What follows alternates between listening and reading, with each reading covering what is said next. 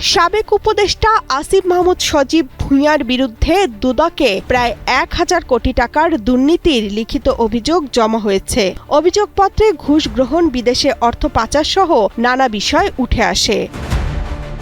বৃহস্পতিবার দুপুরে হঠাৎ করে ২০ থেকে ৩০ জনের একটি দল দুদক কার্যালয়ে জড়ো হয়। তারা এক পর্যায়ে কার্যালয়ের ভেতরে প্রবেশ করে এবং আসিফ মাহমুদের বিরুদ্ধে দুর্নীতির লিখিত অভিযোগ দেওয়ার ইচ্ছা জানায়।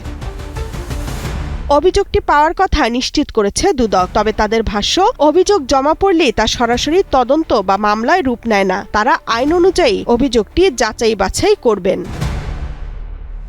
এক্সট্রিম মশার কয়েল প্ল্যান্ট ফাইবার দিয়ে তৈরি, তাই সহজে ভাঙে না, সুগন্ধিযুক্ত ও নিরবিচ্ছিন্নভাবে জ্বলে। ডেঙ্গু, চিকুনগুনিয়া বাহি সহ যে কোনো মশার বিরুদ্ধে দেয় এক্সট্রিম সুরক্ষা। এর আগে ছাত্রদলের পক্ষ থেকে তৎকালীন যুব ও ক্রীড়া উপদেষ্টা আসিফ মাহমুদের বিরুদ্ধে দুর্নীতির অভিযোগ আনা হয়। তখন আসিফ মাহমুদ অভিযোগটিকে রাজনৈতিক উদ্দেশ্য প্রণোদিত হিসেবে অভিহিত করেন।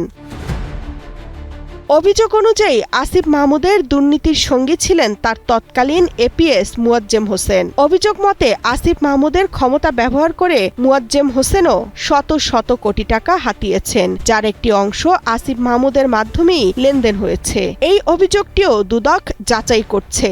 সত্যতা পেলে মামলা হবে। তামান্না তাহসিন খান, কালের কণ্ঠ।